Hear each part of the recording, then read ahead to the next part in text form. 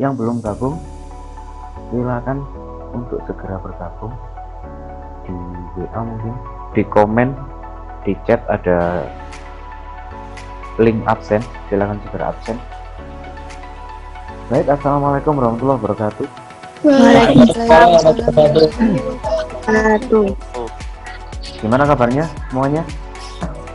Baik, Pak. Baik, Pak. Alhamdulillah.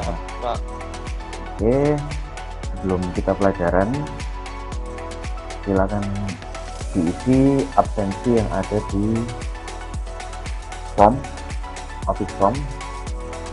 Oke, silakan dipimpin berdoa dulu. Ahmad Najah. Sebelum kita mulai pembelajaran sejarah Indonesia, kita berdoa menurut kepercayaan agamanya masing-masing. Berdoa mulai. Yang kita pelajari hari ini bermanfaat dunia dan akhirat ya.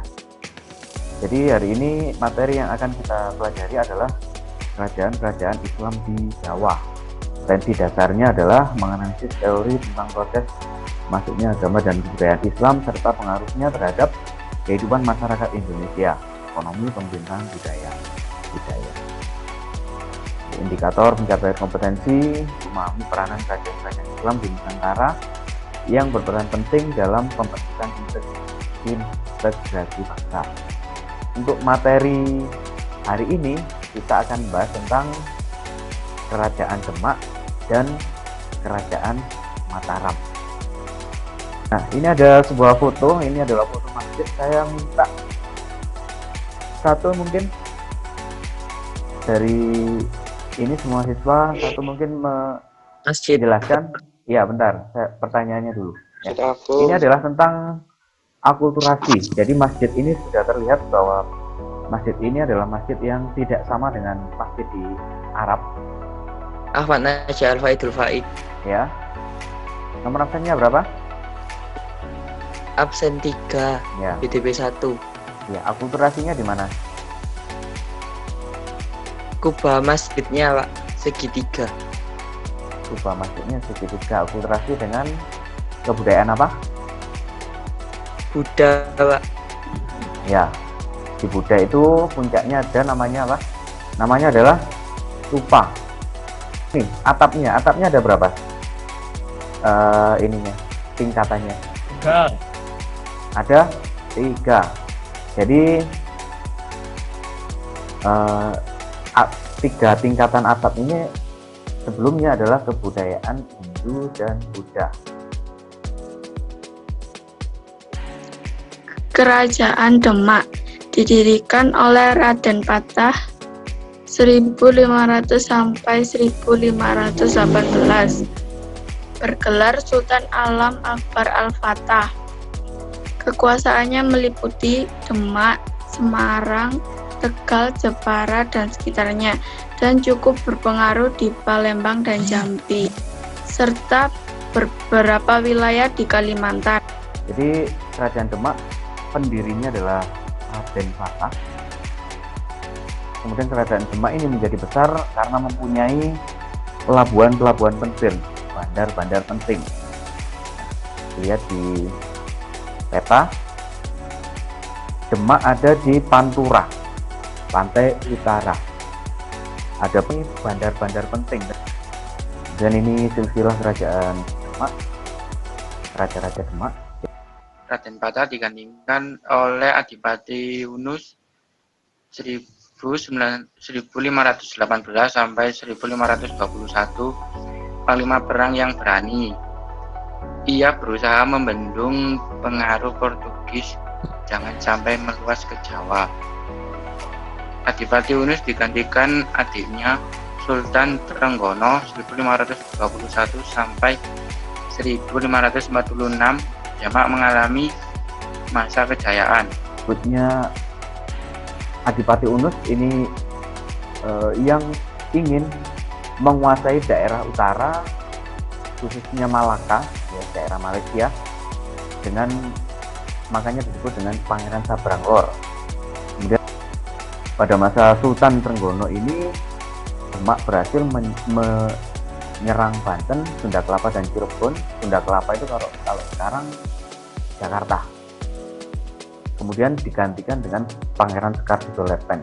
Nah, Keruntuhan Kerajaan Demak. Terjadi perebutan kekuasaan antara Pangeran Sekar Sidolepen, saudara Sultan Trenggono yang seharusnya menjadi raja, dan Sunan Prawoto, putra sulung Sultan Trenggono. Sunan Prawoto kemudian dikalahkan oleh Arya Penangsang, anak Pangeran Sekar Sidolepen. jadi masa akhir kerajaan Demak ini adalah pada masa Arya Penangsang yang kemudian dibunuh oleh Jaka Tingkir, sebenarnya masih keluarga juga, dan kemudian Jaka Tingkir akhirnya menjadi Sultan Hadiwijaya gelarnya dan menguasai atau menjadi raja dari kerajaan Pajang. Nah, kerajaan Pajang inilah kemudian yang menjadi cikal bakal dari kerajaan Mataram Islam. Ini adalah peninggalan kerajaan Demak. Ini adalah sketsa gambar. Kira-kira ini gambar dari bangunan apa? Masjid Agung Demak.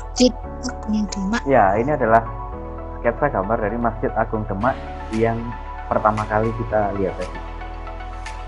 Nah, sekarang seperti ini. Masjid Agung Demak. Allahu Akbar.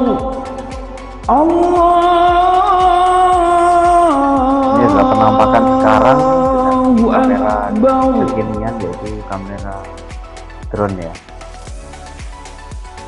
Allahu Akbar. Nah, ini tampak masjidnya.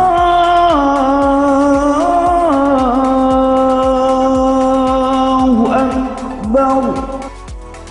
Salah satu tugas dari temanmu yaitu tentang kerajaan Demak. Yang pertama adalah perkembangan politik dan pemerintahan kerajaan Demak.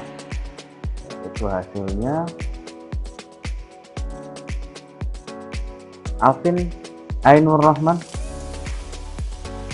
Politik dan Perkembangan pemerintahan. politik dan pemerintahan kerajaan Demak berdiri kira-kira tahun 1478 berdasarkan runtuhnya kerajaan Majapahit. Raden Patah 1481 sampai 1518 mampu memperluas kekuasaan negeri-negeri di pantai utara Jawa yang sudah menganut Islam mengakui kedaulatan Demak. Demak menjadi pusat perdagangan dan penyebaran agama Islam di Pulau Jawa. Di Demak. Peninggalan budaya atau Ya, satu Masjid Agung Demak, 2 pintu gerbek, ya. 3 sokong. Kesimpulan pada pertemuan hari ini. Siapa yang bisa bantu saya sebelum ditutup? Saya Ya, siapa? Videonya Ahmad dibuka. Najah. Sebuah pelajaran dari sejarah bahwa perebutan kekuasaan dan perpecahan dari dalam akan membahayakan kesatuan dan persatuan. Bangsa Indonesia harus belajar dari sejarah kerajaan Demak jika tidak ingin hancur.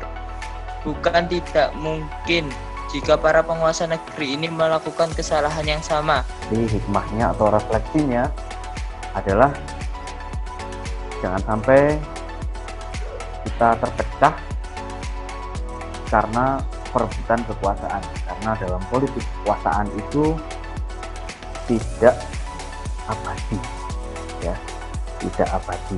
Yang paling penting adalah bagaimana kita menjaga persatuan dan kesatuan. Saya kira cukup. Ada pertanyaan sebelum saya tutup? Yang belum, Tidak, Pak. sebelum saya tutup, kita berdoa dulu lagi.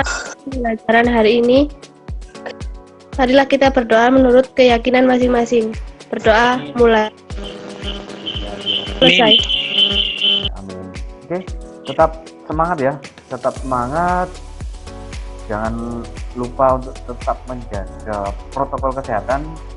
Ya, kita menjaga untuk agar tidak ikut tertular COVID. Oke, saya tutup. Wassalamualaikum warahmatullahi wabarakatuh. Waalaikumsalam warahmatullahi wabarakatuh.